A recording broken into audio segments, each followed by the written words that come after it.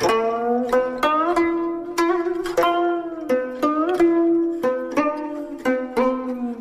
and welcome to the Tao of Our Understanding Recovery Podcast.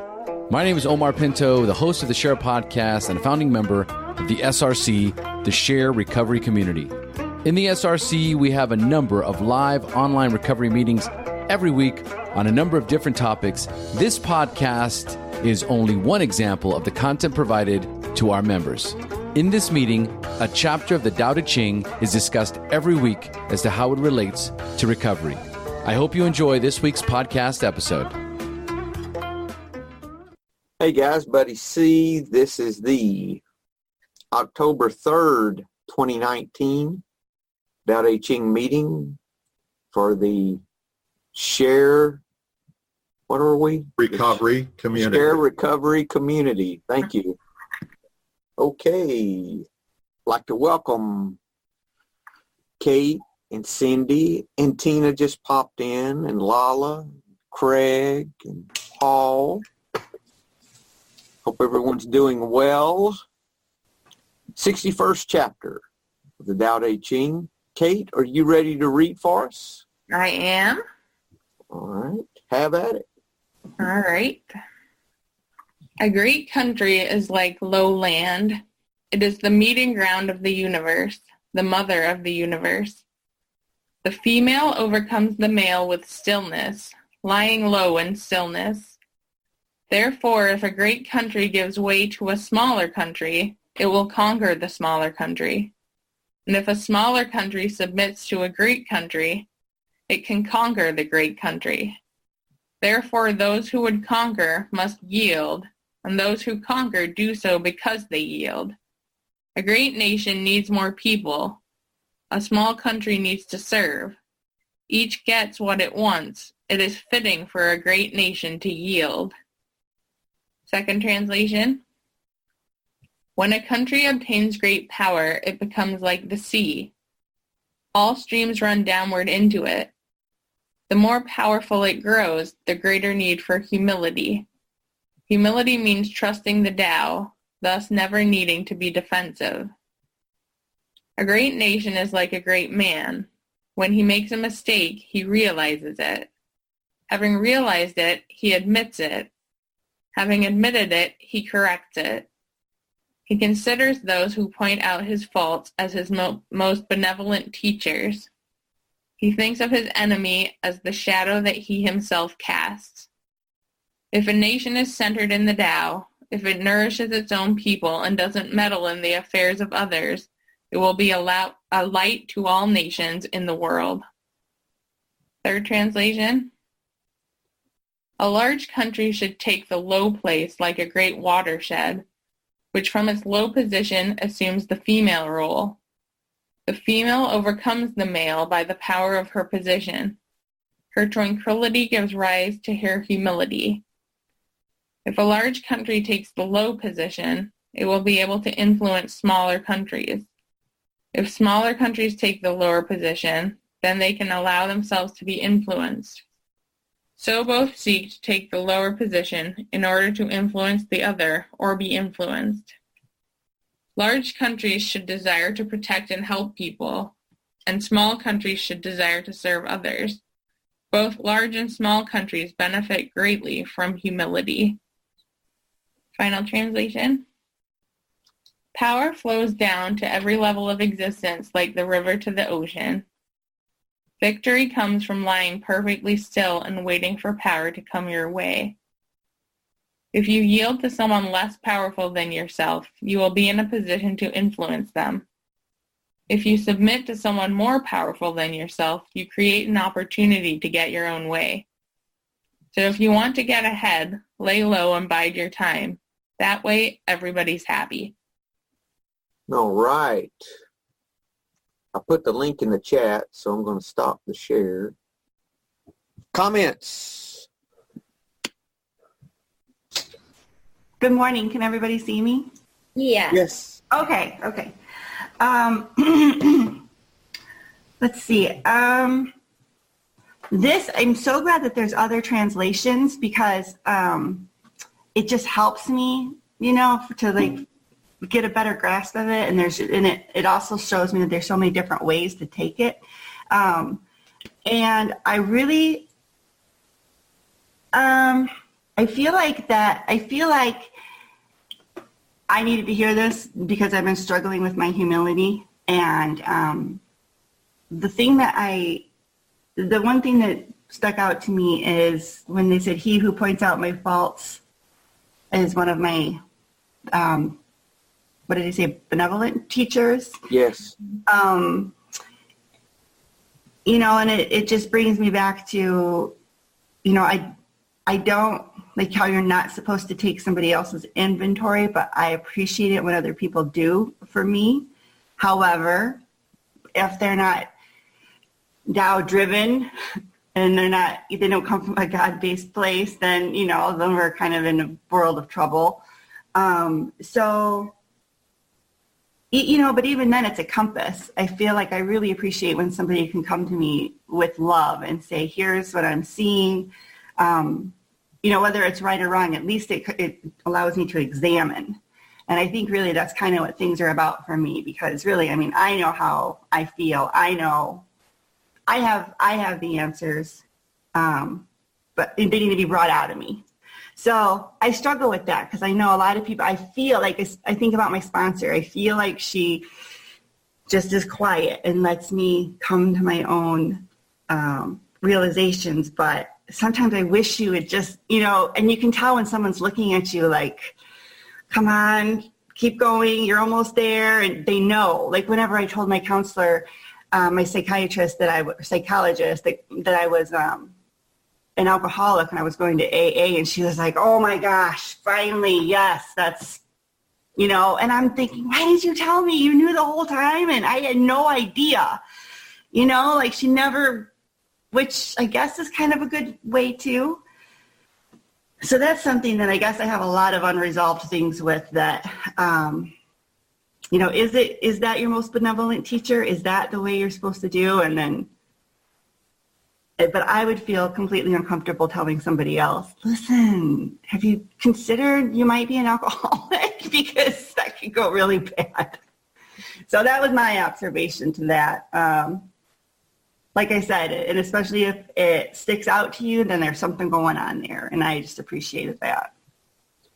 You know, Tina, for me, if I'm working with someone, I try to create the environment that they can figure those things out for themselves.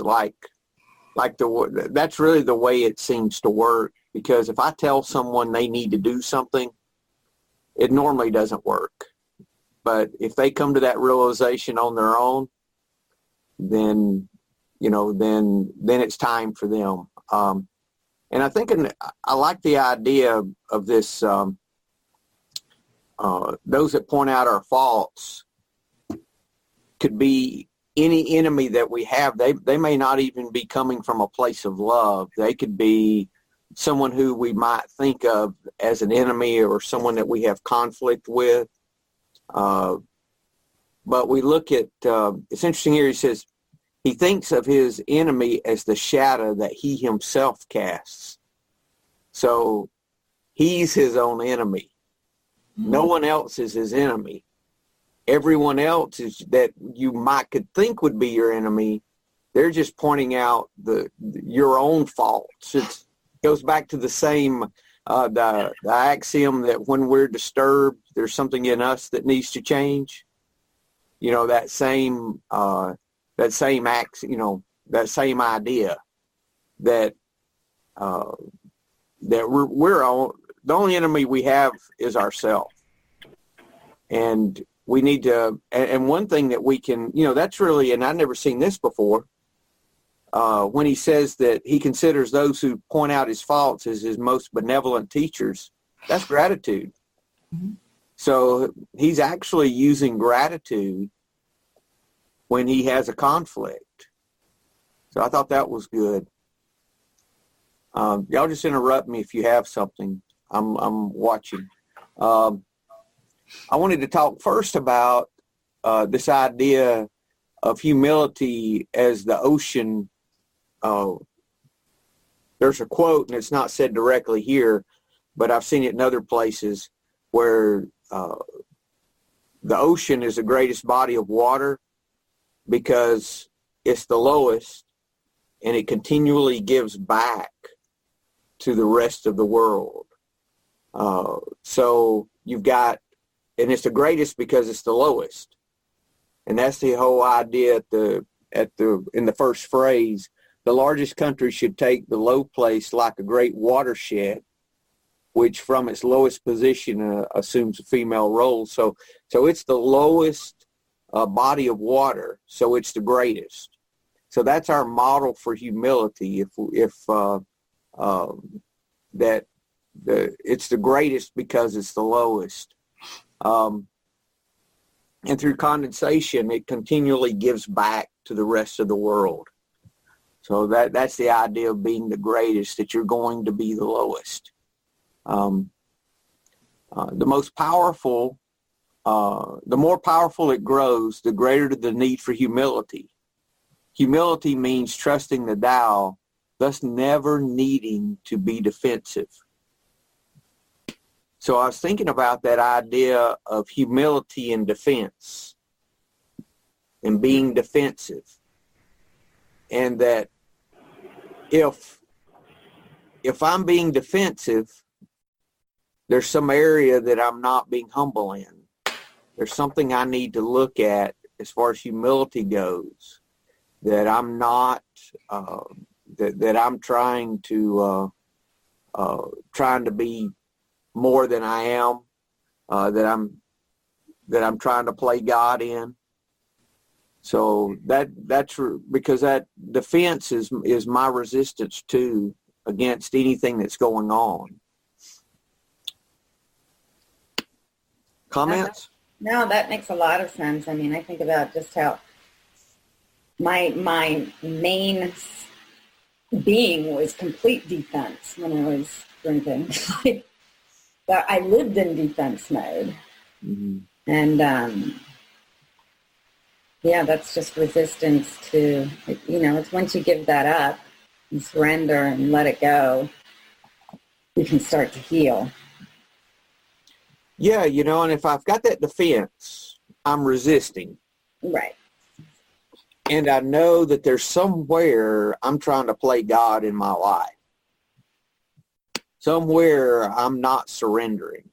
But also, if you're high on the defense, a lot of time it is the government ruled with a strict iron fist, which is creating more resistance than what would be there, save for like a sponsor is a lot more leading the way with a soft stick versus, you've got to do it this way. And, that's going to create a lot more defense, a lot more resistance. So it is, talking about the government here being like water and, not having, I think we had spoken a couple weeks back about having too many rules. Anybody's going to resist being told what to do too much. It's just human nature. Don't tell me what to do. Rather than letting us find it our own way. There are some tools, though, we can use. What I've been working on lately is not taking things personally. Yeah. And that's really helping me not to react in situations that I would normally react and fight against. Mm-hmm. Because if I don't think for example, I'm riding on the road, I'm driving down the road, and somebody pulls out in front of me. They didn't pull out in front of me. Yeah. They just pulled out, and whoever would have been there, they would have pulled out in front of. It wasn't me. They did not target Buddy and sit there and wait till Buddy was riding down the road and then pull out in front of Buddy. They didn't do that. You just solved road rage right there. Yeah, and that's the kind of thing that I've been trying to think about. And I've been on the road for 3 days on my motorcycle, so I'm thinking about those things. And it's not me. They're not after me. I have a local situation with my property taxes where I appealed it last year, and they said they'd freeze it. Now they said they had no record of me coming and doing any of that. So I'm like, and so I've got to go talk to them today again. And I'm they're not doing that to me. Someone just made a mistake. They didn't target Buddy. So learning not to take those things personally, is really helping me not to get so upset about everything, I have an example. Like, I made a mistake at my work last week, and I got corrected. I got an email from, like, not just my boss, but, like, my main boss.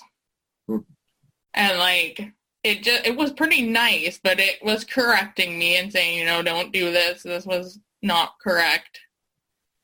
And so in my head, at first, I was like, I only did this because of this. I only did this because, at first. But then I accepted it, like, yes, I did make that mistake. Yes, it's okay to make a mistake. And, kind of like what this is saying. When he makes a mistake, he realizes it. Having realized it, he admits it, That is humility. And then I don't have to spend my whole week, like, worrying all the time, getting all upset. It's like, yes, I made a mistake. Yes, I was corrected. It happens. I will survive that. And you could even be grateful for them correcting you. Right. I hadn't even got that far in my thinking, but that is true. That was what he's talking about here, about his benevolent, that he considers those who point out his faults as his most benevolent teachers. So, yes, I can move to that gratitude stage. So that would be next. Yep. I would still be upset with him. I would still be fighting them tooth and nail. I'm going to mute Craig. We don't need to hear from Craig today. Craig, you need to practice some gratitude. I'm sorry. Yeah, I know, but that's where I'm at, and that's where I need to get. I need to get to the acceptance level of the fact that it's not always Craig that's right. There are other ways of doing things, and sometimes it's very difficult to actually accept that, because I've lived in a state for so long that's just been the way it is. In my head, it's always been my way, and that's it. If you're not happy with it, then that's tough. And I've not really cared too much about the people that I've upset about that, because I've always had that attitude that, like, you need me more than I need you, and that's been an incredibly difficult thing for me to accept as the humility of being wrong. It's and what Tina was talking about as well. I rarely took criticism from somebody that I would take advice from. And I find it very difficult for people to come to me and say, look, I think you maybe got a problem. Because I would always turn it around and say, look, maybe you're the one with the problem. So I would always automatically have this defensive barrier up in place. And there was very, very few people that could actually get into that. The first one done was my doctor. But, it is difficult coming around to accepting the fact that maybe you're not right all the time. I'll ask my wife. Leave Louise alone today, Craig. Cut her some slack. Yeah, if she's not here, I can talk about it. But she listens sometimes, so. Oh, yeah. That's what she does. And I'm not editing out your comments anymore. Yes. Cindy, you have something? Yeah, I was just thinking, like, when I read this morning, it made me think a couple of different things. One was less is more. And the other thing was, like, it made me think of my father at first, because he was the kind of person, or still is, I guess, like, if you see something on somebody's face and you say, hey, you've, got a piece of lettuce in your teeth or whatever, he would get irate with the person who told him that. Like that, just even that small of a criticism. And, I inherited a lot of that. So I've had to really learn to have gratitude for people who give me criticism, as long as I know their motivation. And I think that's important. Like, someone who is coming from a caring place, who is giving you criticism, who's trying to help you learn something, versus someone who's toxic. It's two totally different things. And yes, the toxic people can give you lessons too, but I've had to work on, like, if I cook something and my family doesn't like it, that is not a reflection on me and my personality and my humanity and my goodness as a person. But that's where I would go a lot, is like, if I can't do this, well, then I'm just shit. And so it's learning to deal with it in a way where it's not so whatever. I think sometimes if somebody's telling you something's wrong, I think sometimes you feel rejected by the people that are coming across. So I think a lot of the time we do take it personally. We take it far too seriously, and it can just be simple things. But the rejection is massive, more particularly for people in recovery, because the biggest thing that we want is acceptance of ourselves. Yes, and we're egomaniacs with an inferiority complex. So, it's interesting here. That's probably a good, if you want a good definition of humility. A big part of humility is this idea that when someone points out a fault, that they're not the enemy. That's not a time when you're supposed to one-up them because they're pointing out your fault,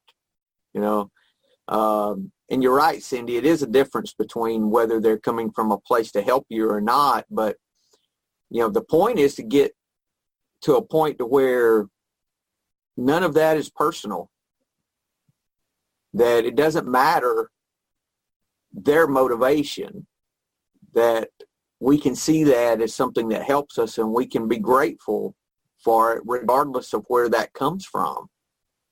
And that's where real peace is. This idea that humility is strength. That really is strength when we don't take those things personally and let it ruin our day, week, month, or just live in that. Because I used to live, it was Lala talking about that, in that defense mode all the time. That I had that shield, that resistance up that tried to block everything. And learning to live past that. That's good. Therefore, those who would conquer must yield, and those who conquer do so because they yield. You don't conquer because you're stronger. You conquer because you yield. So I guess the question is, how can I yield? Cindy, you have something? I do. I think, what you're just saying and what you just read, I think it's a vulnerability thing. Yeah. Because you yield by being vulnerable, which can be a huge leap of faith. Mm-hmm. But when you become vulnerable and you let yourself be open to things, then you gain more and you're stronger than someone who is fighting all the time. I have a note here. Powers gained by the one submitting. I think, go ahead. I think you have to have a level of self-acceptance and self-worth to be able to do this, because, if you're feeling very insecure and you don't have that self-worth, then you're going to have that defensive wall up, and you're going to, you have to build this self-worth somehow, so that when people are saying things to you that are, this constructive criticism, or even not constructive, even just criticism, that you can take it in a way that is teaching. And you can only do that if you're not taking what they're saying personally, like it's not an attack. Right. And that's all up to your perception. See, all of this is your perception. Every bit of it is, how are you perceiving what is going on? It's not really about what I'm learning, that nothing that's happening in my life is really about what is going on. It's all about how I'm perceiving what is going on. Because we can all 8 of us can have the same situation happen, and we can all perceive it a different way, and it's the exact same circumstance.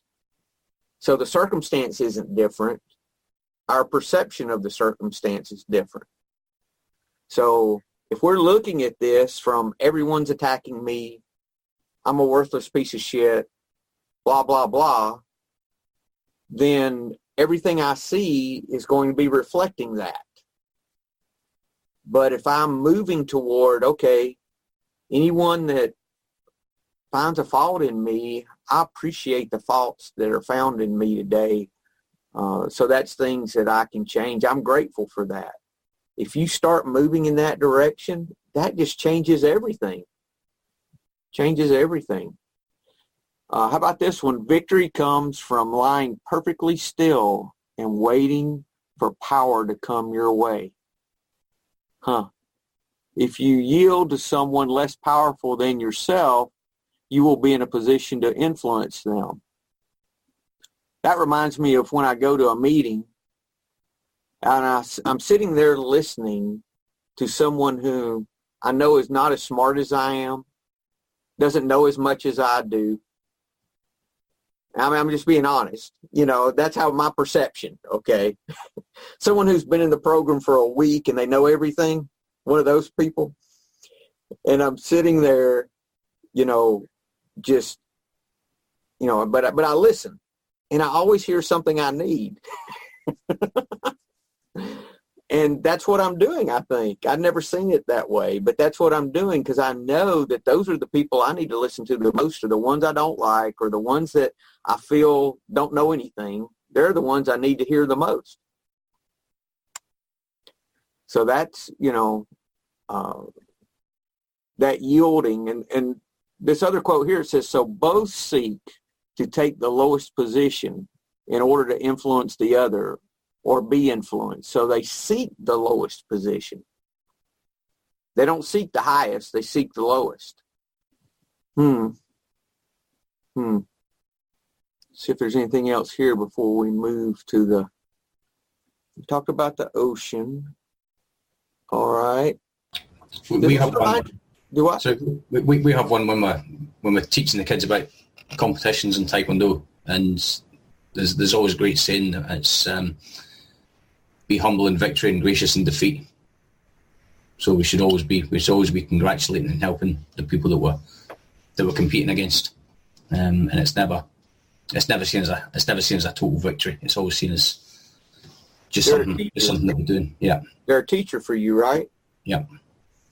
This is what Derek Lynn had to say. When we apply this idea on the individual level, we see the wisdom of treating people well on one's way up, because it is indeed true that one will see all of them again on one's way down.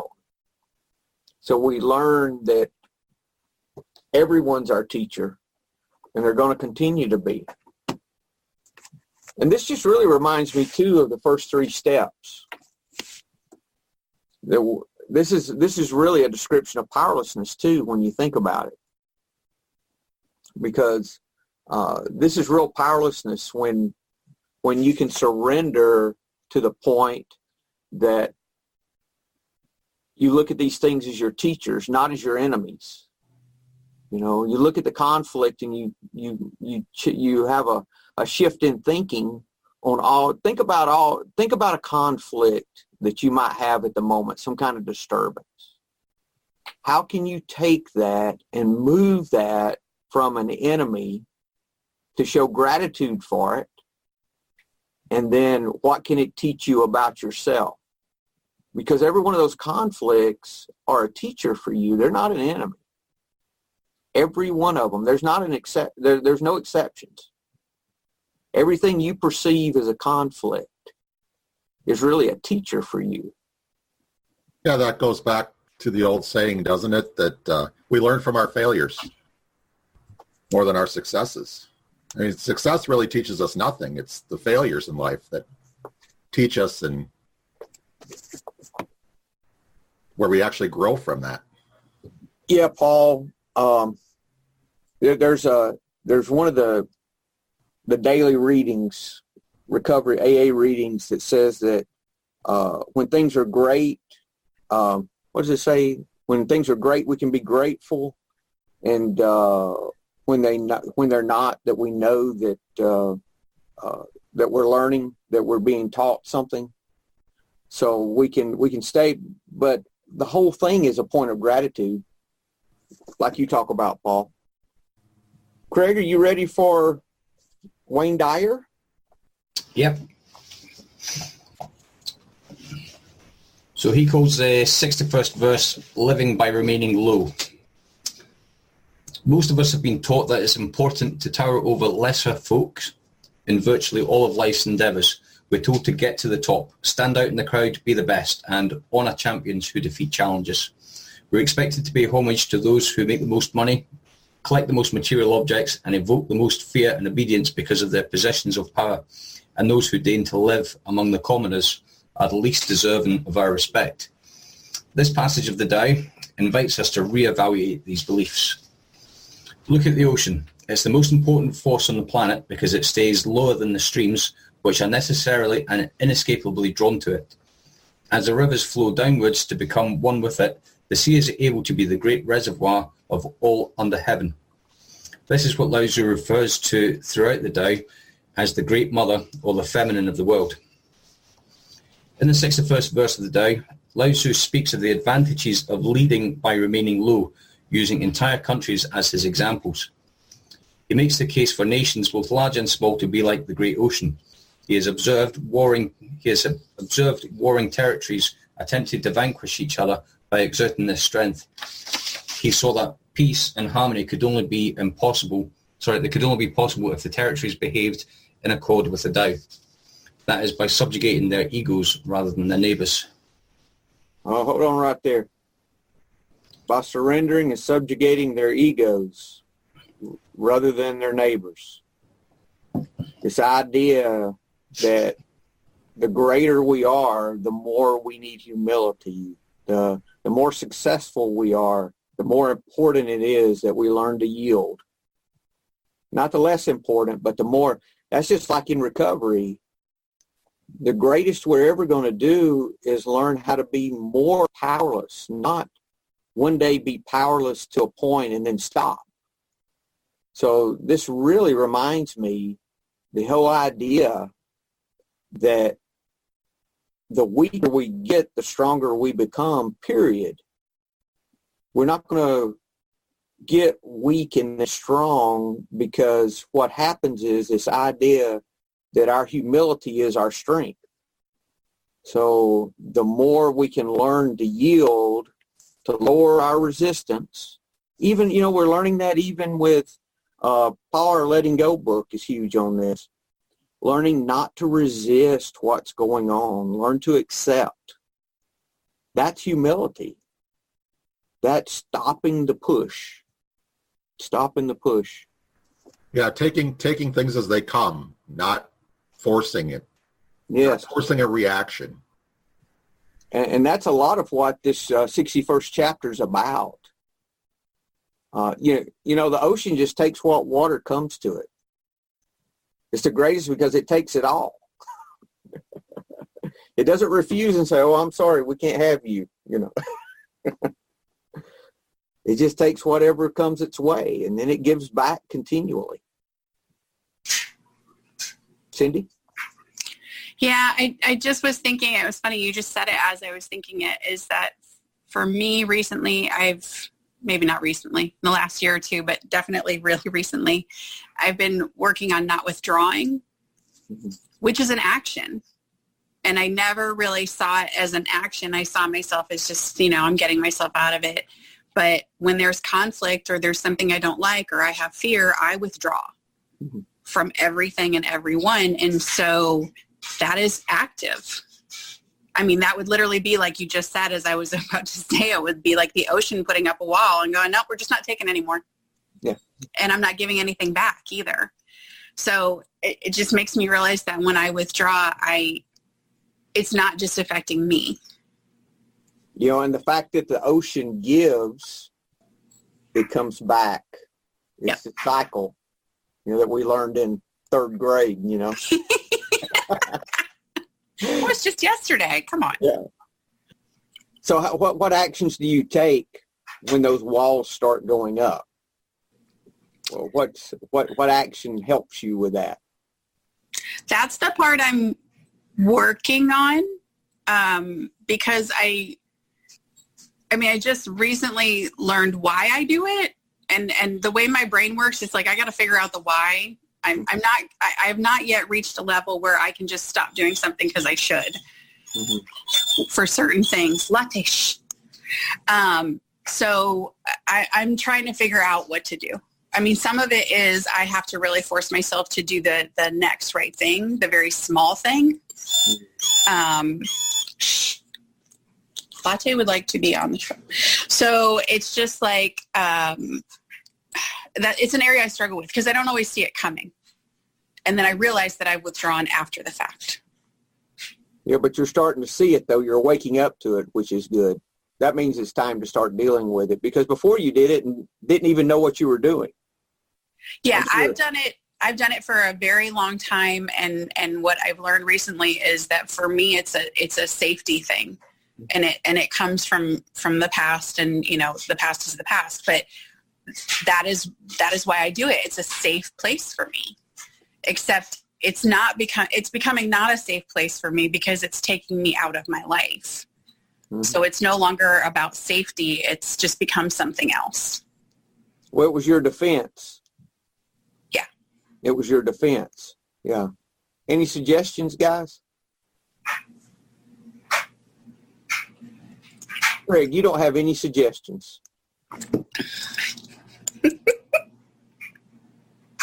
You better have a suggestion or two for her. No pressure. No pressure. So what was the question? Oh, Craig. No. That's 5 points off your final grade. Just go help somebody, Cindy. Just go help somebody. Do you know what? I hate it when Buddy takes words out your mouth. Go and help somebody. That's what I was getting at. You were just building up to it. Yeah. That's exactly what it was.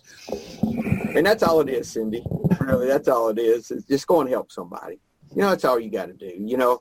It's how can I love somebody right now? What can I do for somebody to get out of my head? Might be picking up trash on the way into Walmart because you get aggravated to people in Walmart. It might be, it could be anything. Yes. Could be anything. Oh, did you have something?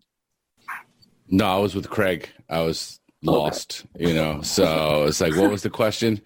Right. It's still early. I rolled in, and I'm like, I'm trying to catch up. And then as, the monkey mind's going, and then you ask a question. I'm like, oh my God, Buddy's going to ask me, and I'm going to and I'm like, oh, Craig took the bullet. So I go, you know what? I'm going to take it with you. I'm going to take it with you, Craig. We're wearing the same hoodie. Somebody put something in the SRC the other day, and it was, what can I listen to? What can I listen to while I'm out running and walking? I put, you can listen to my wife and you can text me the highlights.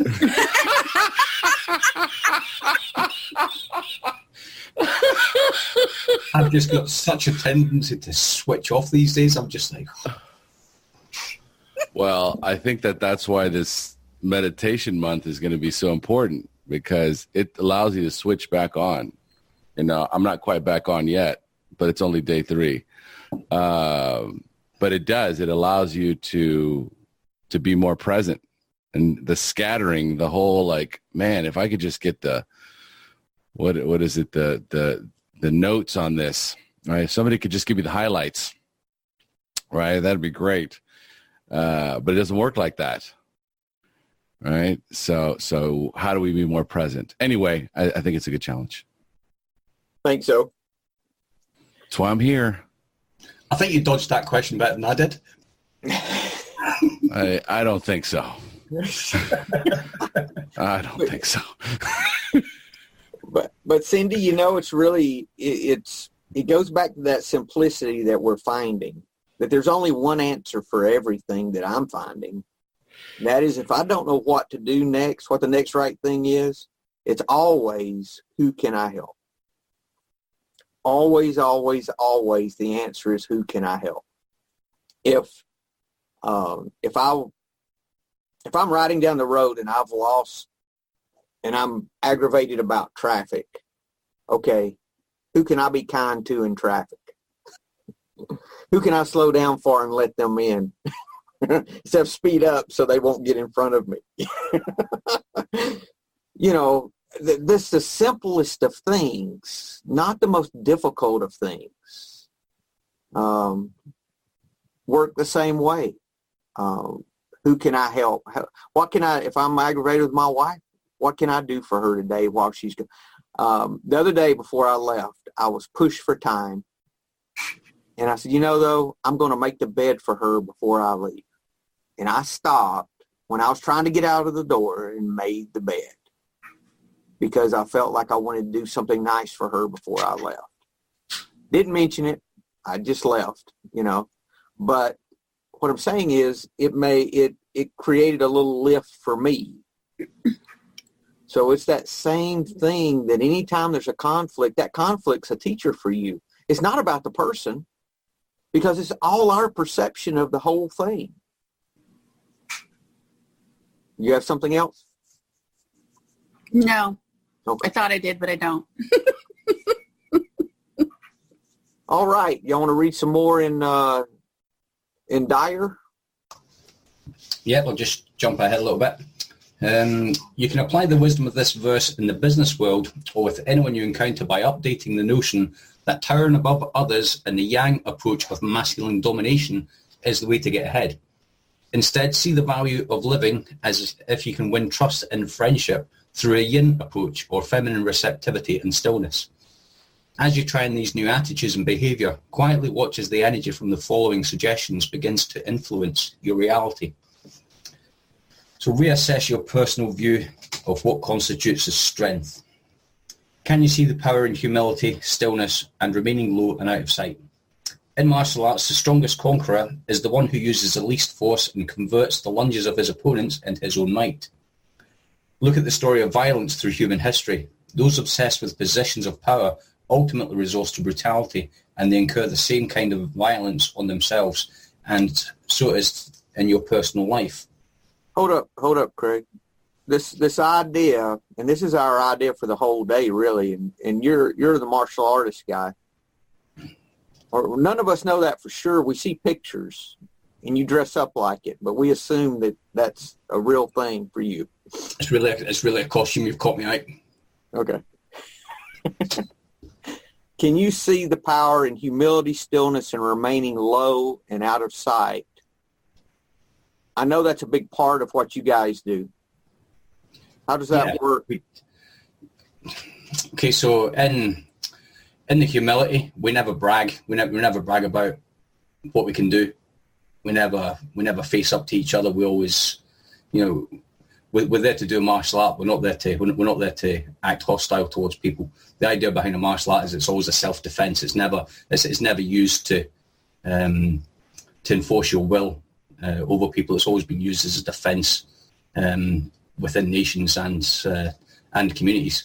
The remaining low and out of sight, we never telegraph what we're going to be doing if we do end up in conflict or if we're in competitions. We never telegraph what we do. We never show our opponent what we're going to be doing. We always rely on them making the first move. So that kind of makes them the hostile rather than us being hostile towards them. So we're effectively using their techniques against them. So it's kind of like a role reversal. Sometimes the people in judo and jiu-jitsu are brilliant at it because they use their opponent's momentum actually against their opponent. So that's what we kind of try and do. We never. It's less work for me to use what he's doing than me to actually do it to him. Okay, good. Let's skip down to this emulate those, if you don't mind, and read that little paragraph, and then we'll be done with it if that's good with you. Yep. Emulate those whose greatest impact on humanity used the least violent methods. There are many examples to be found for living by remaining low, replicating the example of stillness and yin energy. Jesus Christ, Buddha, Muhammad, Zoroaster, St. Francis of Assisi, Gandhi, Mother Teresa, and others of the highest spiritual persuasion serve as wonderful role models for us.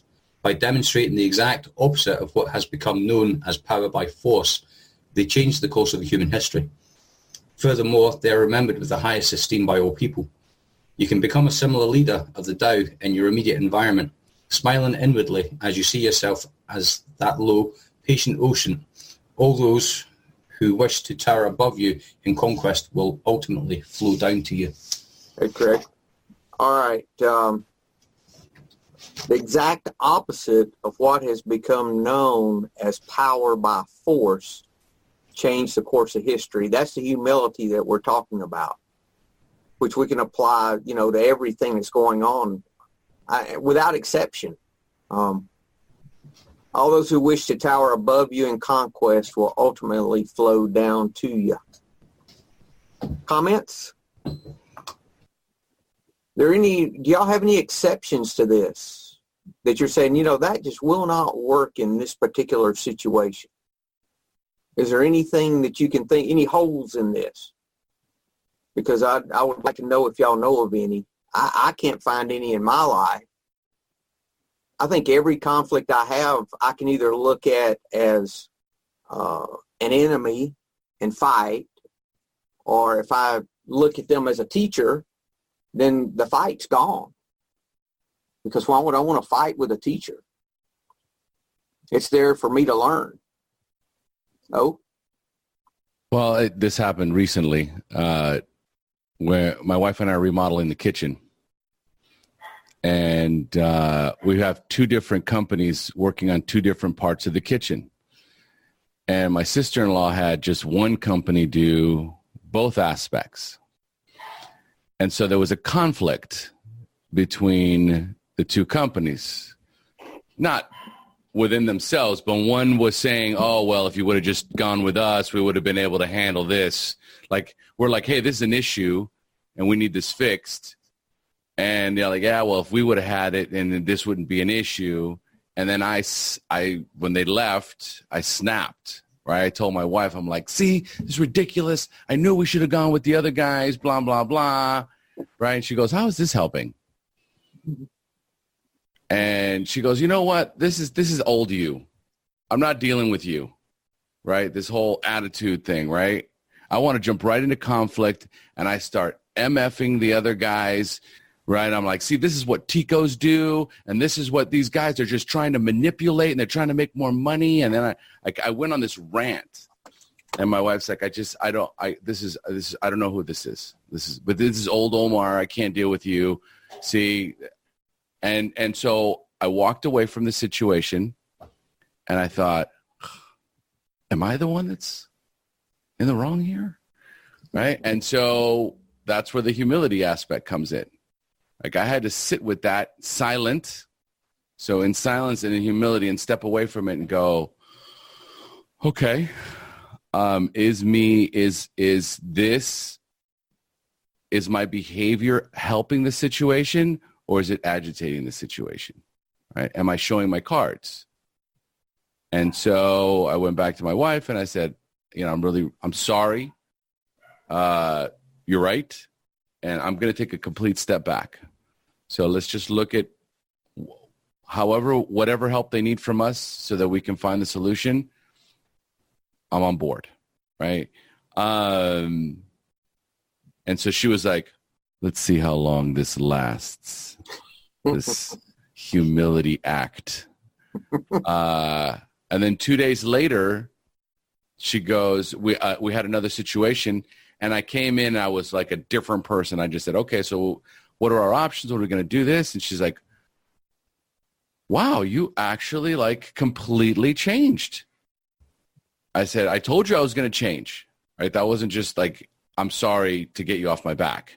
That was like, when I say I'm sorry and I'm not going to do it again, it means I'm sorry and I'm not going to do it again, which is my amends. Yeah. So, And also with that, that wasn't nothing personal against you. They could have been working on anyone's house, have that same situation, and the same thing would have happened. They weren't picking on Omar, So that's good. That's good. Cindy? Yeah, this just happened this week, which is not usually how I handle things, but I am getting better. So we need to have our whole lawn resodded because we have sticker weeds.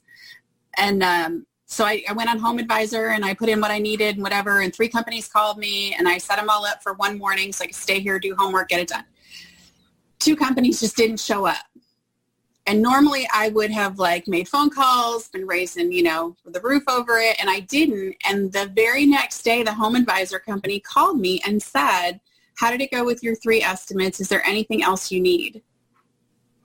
And they just called me and set up more appointments. And I literally had to do nothing except just be available and not get mad.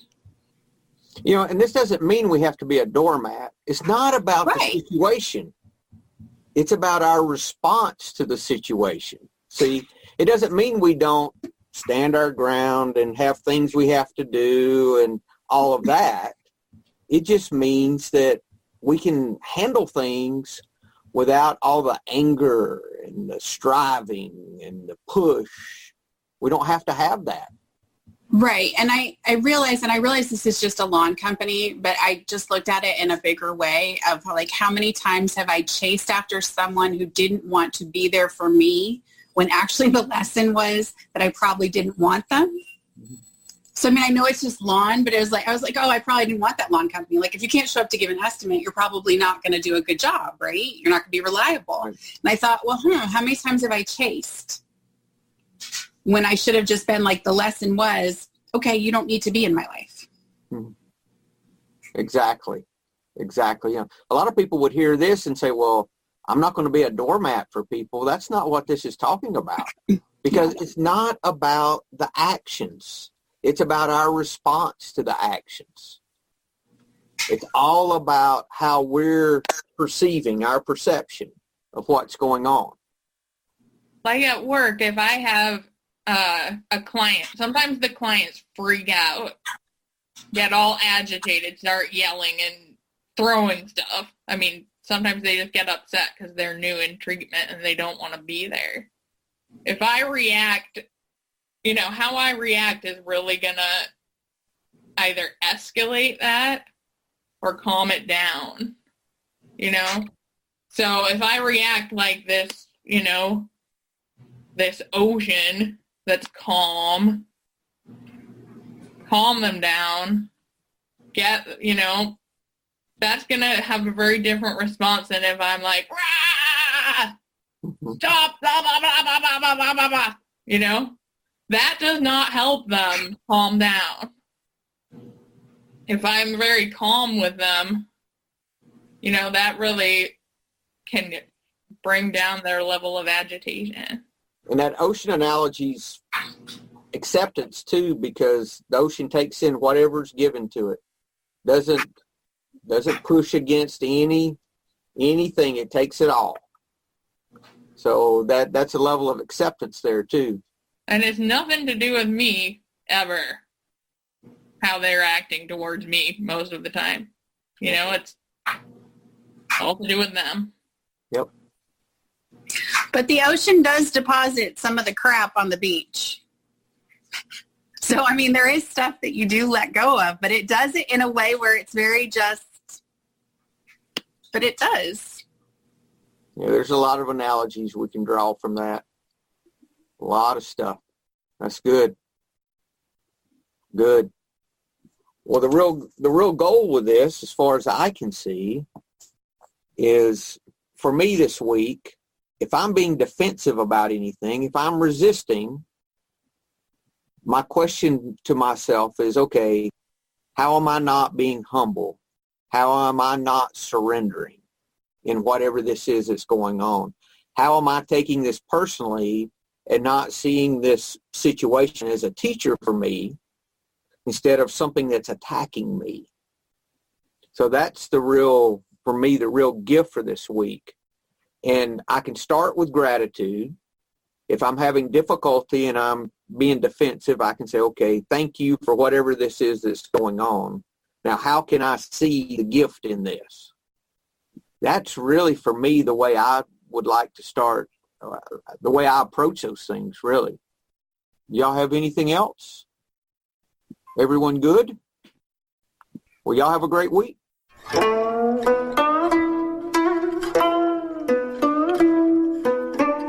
Thank you for listening to the Tao of Our Understanding Recovery Podcast. For more information about the SRC, go to thesharepodcast.com. Share is spelled SHAIR, and look for the Share Recovery Community link. When you join the SRC, you will be able to participate in this meeting and many more live, plus access to a video library of past meetings and many more benefits for being a part of this growing community. Thanks again for listening, and if you enjoyed this episode, please share this podcast with your friends in recovery.